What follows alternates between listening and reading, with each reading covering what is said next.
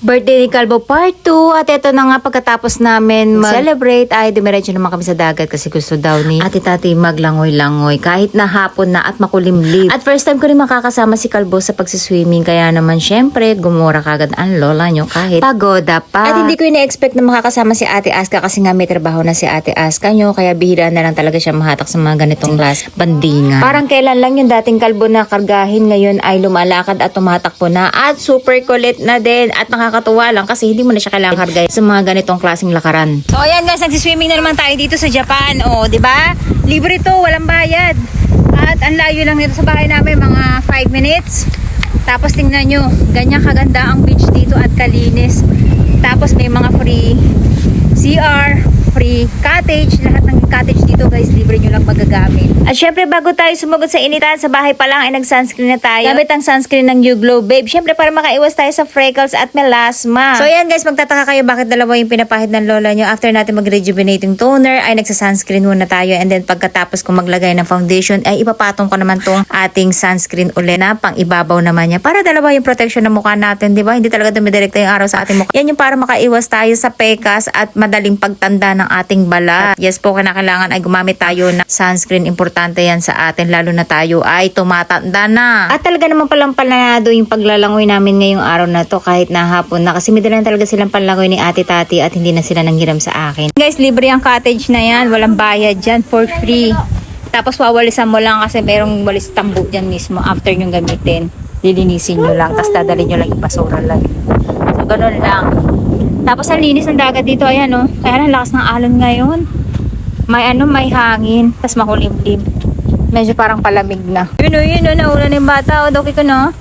Tapos natutuwa ako ngayon sa magkapatid na yan. Close na sila si Ate Akari at Ate Aska. Yun nga lang, pagod ka talaga pagkasama mo si Ate Aska kasi walang gagawin yan kundi magpa-picture at magpa-video sa'yo. Kaya si Ate Akari nyo hindi na masyado nakapaglangoy kasi todo picture na lang siya sa ate niya. Pero tuwan-tuwa yan si Ate Akari nyo deep inside kasi yan yung time na parang nangiging close niya lalo si Ate Aska niya. Tapos ang tatay nyo lakas mag-trip. Ah, sige.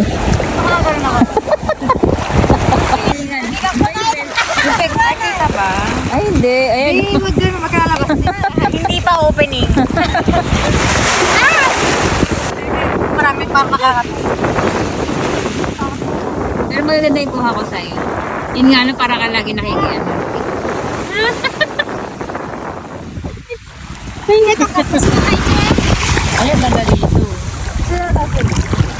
Dali na! Kumakapagay ko. At diba guys, masarap pag-swimming dito.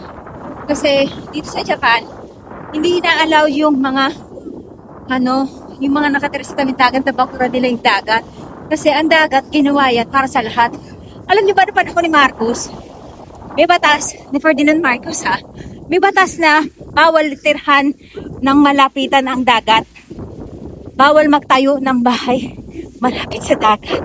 At bawal gawing resort ang mga malapit sa dagat at mga ilog. Kasi para lahat ay mag-e-enjoy. So ganyan ang ginawa ng Japan guys. Kaya lahat ng dagat dito free mo malalangoy yan. Oo, bigas mo naman makita ganyan. Yan po ay inaanod kada malakas ang hagit. Pero yan po ay nililinis at meron tinatawag dito sa Japan na volunteer.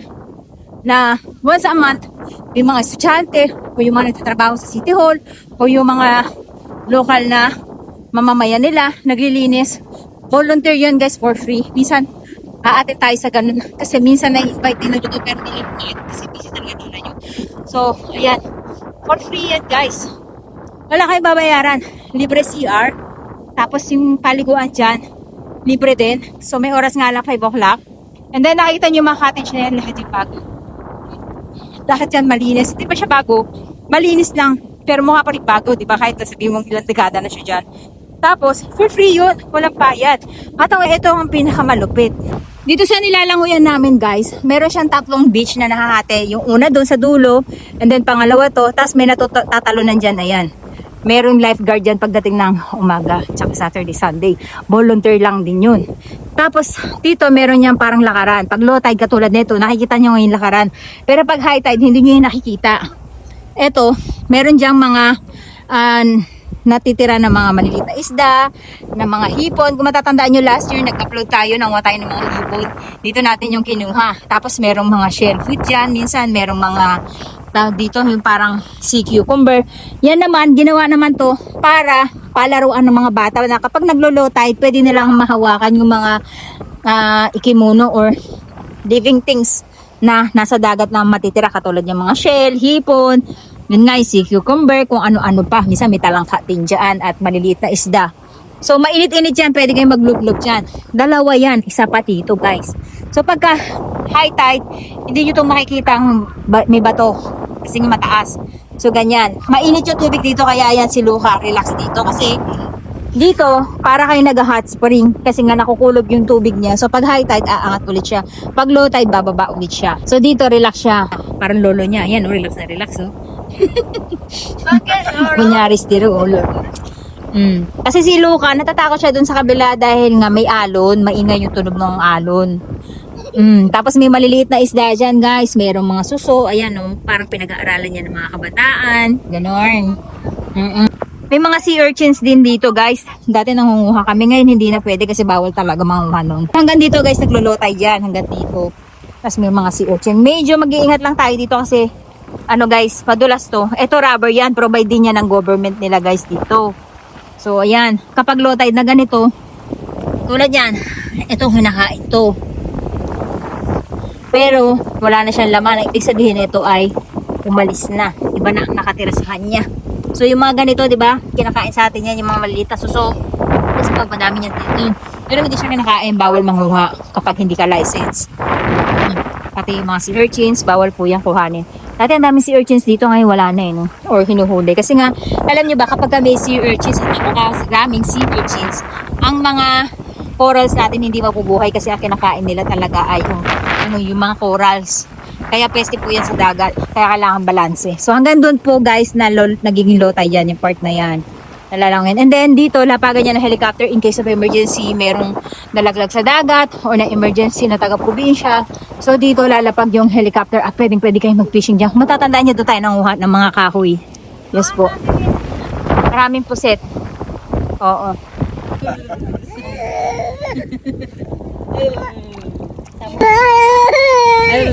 My God.寒い。 口バイオレットだよ。そうですね。寒いよね。寒い？寒いよね。Hindi naman kasi siya lumalangoy eh. Naka-stay na siya eh.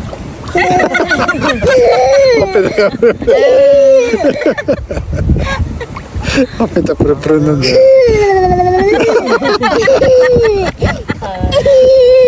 Ginaw na yan. Pero tiis lang din. Diba? Saya-saya dito sa Japan kasi hindi mo kailangan magbayad ng entrance. Pamasahe lang. Ano lang kami guys, gasolina lang. Tapos 5 minutes lang nandito na kami kasi dito sa Japan kahit saan kayong lugar merong may liguan na ilog, may dagat. Pero kung wala man dagat, may ilog. Ang nakakatuwa kasi doon for free. Hindi kaya kailangan magdala ng malaking halaga. Oo, ako nga wala dalang wallet eh.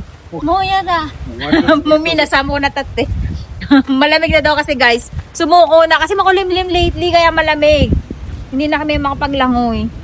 Tsaka 5 o'clock na kasi. Kaya, ayun. Hintay ko na lang yung kapatid ko sa susunod. Mag-swimming kami ulit. Lahat magkakasama. Ayan guys, libre shower. O, tingnan nyo. Walang bayad yan. Yung shower na yan. Wala na shower kapag ganitong oras. Ako din. Kaya ano. Kaya dito na lang kami sa gripo nagtsatsaga. Ako na mag-shower ako nila. Sawa si Agilio. Sawa si Agilio.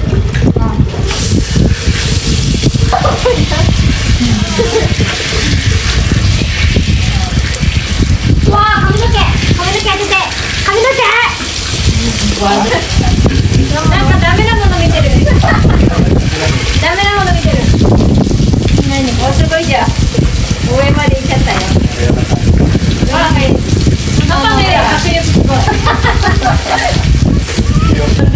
Bisa pa si Luca. So yan guys, hindi na ako magbabasa ng buhok. Actually guys, kapag may oras pa, bukas yung shower dito. Sobrang nag-enjoy kami. Tapos, magbibihis na lang kami dito sa bahay niya. Dadalhin ko lang yung damit namin. Tapos, sa pinaka-the best dito, guys, tingnan nyo ha. Nandun yung bihisan natin. Tapos, Yung beach, eto. Tapos yung nasa dulo tayo nung beach na yung naglulub kanina. Tapos, yung cottage namin na yun sa dulo. Ayun, nasa dulo. Pero nandun yung mga gamit natin, yung susi ng kotse namin. Cellphone ni Papa, cellphone din na Papa Akari, Nati, di ba? Pero safe na safe. So, ganoon dito sa Japan, guys. Super safe. Wala ka ng bayad. Nag-enjoy ka pa. Tapos, hindi ka pa nag-worry doon sa mga gamit mo na mawawala. Ganyan kadami yung lalanguyan dito pero walang tao ngayon kasi alas 5 na. So, Saturday, Sunday, maraming tao dito. Pero pwede kayo maglatag ng tent hanggang dyan sa may damuhan for free.